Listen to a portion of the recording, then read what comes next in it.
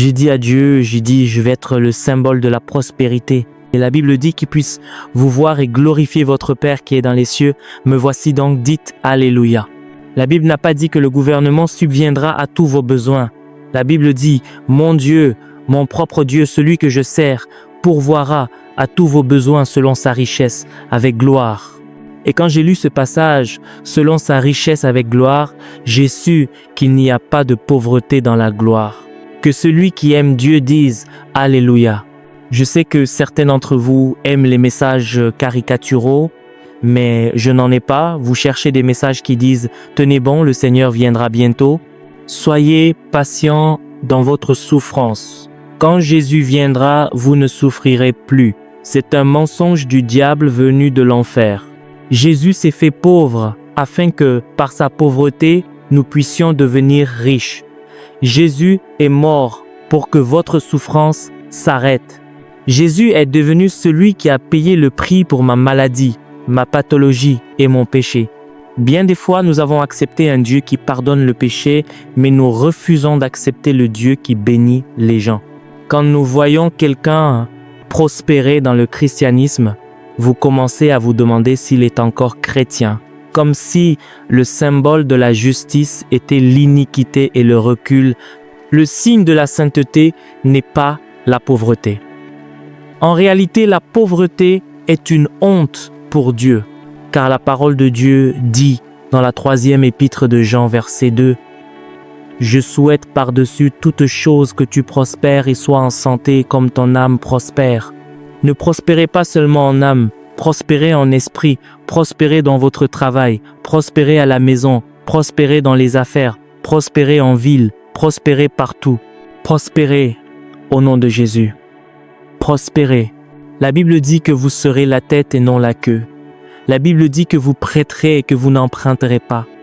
La Bible dit que vous serez bénis à votre sortie. J'ai dit que vous serez bénis à votre entrée. Vous serez bénis quand vous vous coucherez. Vous serez bénis quand vous vous lèverez. La même bénédiction. Enlevez la malédiction de votre tête. Arrêtez de n'aimer que les mauvaises choses. Quelle honte! Quand les chrétiens entendent qu'il y a des soldes, ils sont les premiers là-bas. Ils ne croient pas qu'ils méritent de bonnes choses. Ils sont orientés vers la pauvreté. On leur a enseigné que plus ils sont pauvres, plus ils sont proches de Dieu. Alors que la pauvreté est une honte pour Dieu. Comment votre Père Céleste peut-il tout avoir et vous n'avez rien? Comment votre Dieu peut-il être l'alpha et l'oméga et vous n'êtes rien? Comment votre Dieu peut-il dire que l'argent est à lui, que l'or est à lui, que les 1000 collines et le bétail qui s'y trouve appartiennent à mon Dieu, alors que vous n'avez rien sur terre? C'est une ruse du diable de vous faire penser que plus vous êtes pauvre, plus vous devenez saint. Ce n'est pas vrai. Quand je prêche la parole, avalez-la. Si vous aimez le Seigneur, agitez la main, dites « Je t'aime Jésus ». J'ai lu ce passage dans le livre de l'Apocalypse. « Voici, j'ai mis devant toi une porte ouverte et personne ne peut la fermer. » Alors je me suis dit, que ferais-je si je savais que je ne pouvais pas échouer? Combien de kilomètres pourrais-je parcourir?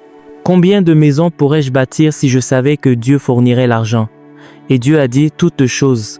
Alors quand des prédicateurs viennent me voir en Afrique et disent « Frère, les choses vont très mal et il n'y a pas d'argent ici », je réponds j'aimerais que votre Dieu et mon Dieu soient les mêmes.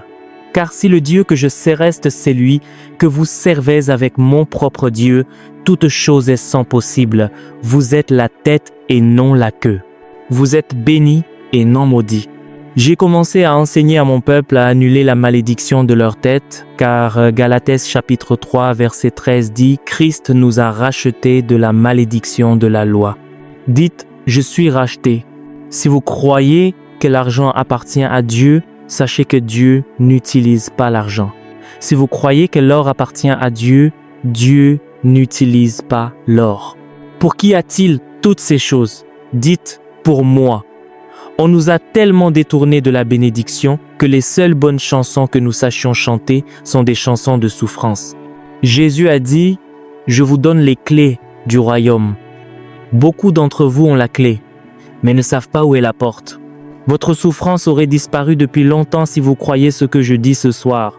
Votre Père céleste possède tout. La terre appartient au Seigneur et tout ce qu'elle contient. La première chose que j'ai faite a été de retirer mon nom de la liste de ceux qui sont maudits. J'ai retiré mon nom de la liste de ceux qui ne prospèrent pas. La Bible dit « qu'il te soit fait selon ta foi ». Alors je me suis dit « désormais ma foi est que je suis bon ». Dites « je suis au sommet, je ne suis pas au bas. Je suis la tête, pas la queue. Je suis devant, pas derrière. Je suis béni. Le Seigneur est mon berger, c'est tout ce dont j'ai besoin. J'ai retiré mon nom de la présidence des associés de la pauvreté. J'ai retiré mon nom de la direction de Rien du tout incorporé. J'ai dit, Dieu, quelle que soit la foi qu'il faut pour être en bonne santé, je vais l'être. Quelle que soit la foi qu'il faut pour bénir les pauvres, je ne vais pas être le pauvre, je vais être celui qui les bénit. Ensuite, j'ai entendu que le juste fleurira. J'ai dit, Dieu, j'en ai assez d'avoir de petites choses, je veux fleurir. Et le Seigneur a dit, si tu me tiens et que je te tiens, tu fleuriras. Donc pendant 32 ans maintenant, j'ai saisi le vêtement de Dieu et depuis les 17 dernières années, j'ai refusé de le lâcher. Mon Dieu n'est pas aussi petit qu'un gouvernement. Mon Dieu n'est pas aussi petit que la plus grande banque du monde. Avec une banque, beaucoup de choses sont impossibles, mais avec mon Dieu, tout est possible. J'ai commencé à apprendre comment mener une vie juste. J'ai commencé à apprendre la leçon que Paul a apprise. Ce n'est plus moi qui vis, c'est Christ qui vit en moi. J'ai apporté ce Dieu aux aveugles et ils ont vu, aux boiteux et ils ont marché, aux sourds et ils ont entendu, aux opprimés et Dieu a commencé à les élever. J'ai lu que le Seigneur est celui qui relève ma tête. J'ai commencé à chanter un nouveau chant. Je me suis dit, ce qui est impossible aux hommes est possible à Dieu. J'ai commencé à penser correctement. J'ai commencé à me souhaiter du bien. Peu importe ce que vous me souhaitez, je me souhaite du bien. La Bible dit combien sont beaux les pieds de ceux qui annoncent l'évangile. Alors j'ai commencé à porter de bonnes chaussures. La Bible dit que vous adorerez Dieu dans la beauté de sa sainteté. Alors j'ai retiré mon vieux vêtement de pauvreté. Une nuit, Dieu m'a dit, fils, sais-tu pourquoi tu as de petites choses? Parce que tu ne crois pas aux grandes choses. Puis j'ai lu Éphésiens chapitre 3, versets 17 à 19. Que le Christ habite dans vos cœurs par la foi, afin que vous soyez remplis de toute la plénitude de Dieu. Nous servons un Dieu plein. Je suis un enfant du Dieu de la plénitude, plein de santé, plein de joie, plein de prospérité, plein d'abondance, plein de miracles, plein de surprises. Il y a 17 ans, j'ai compris pour la première fois que Christ doit habiter dans mon cœur, pas la pauvreté. Là où il n'y a pas de Christ, il y a des crises. Mais là où est Christ, il n'y a pas de crise. Dieu ne vous a jamais dit que vous alliez être malade ou faible. Toute grâce excellente et tout don parfait descendent du Père des Lumières. Jésus habite en moi. Où y a-t-il de la place pour la pauvreté? Dieu ne peut pas partager son trône avec deux rois. Votre cœur n'est pas assez grand pour occuper le diable et le Christ. Votre cœur n'est pas assez grand pour contenir Dieu et la pauvreté. Quand Jésus entre dans un cœur, il le nettoie. Dites, je suis pur par son sang. Je suis guéri par son sang. Je suis une nouvelle création par son sang. J'ai appris à parler avec certitude. Dites, sûrement, le bonheur et la grâce m'accompagneront tous les jours de ma vie. Combien de jours de votre vie? Tout. Combien de jours du mois? Tous. Combien de jours de la semaine? Tous. J'ai dit, Dieu, je t'entends.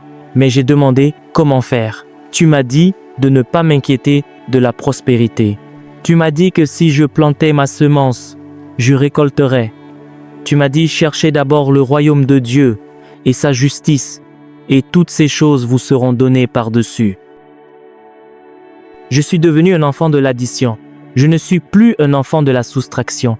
J'ai commencé à me dire, une femme comme celle-ci n'a pas le droit d'être pauvre, elle est trop belle pour cela.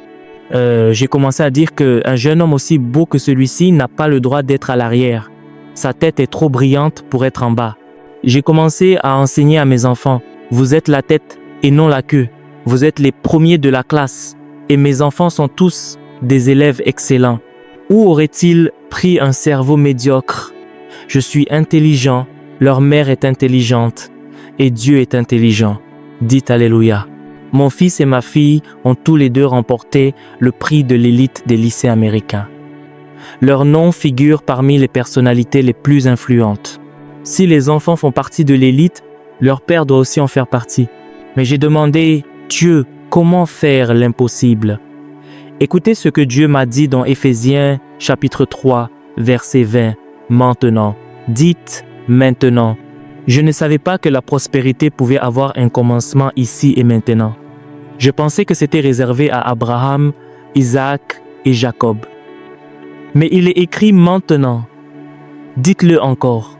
Maintenant, à celui qui peut faire, par la puissance qui agit en nous, infiniment au-delà de tout ce que nous demandons ou pensons. Dieu m'a dit que la solution réside dans ce que vous demandez ou ce que vous pensez. Tirez votre oreille et dites « Je t'entends ». Dieu est capable de faire.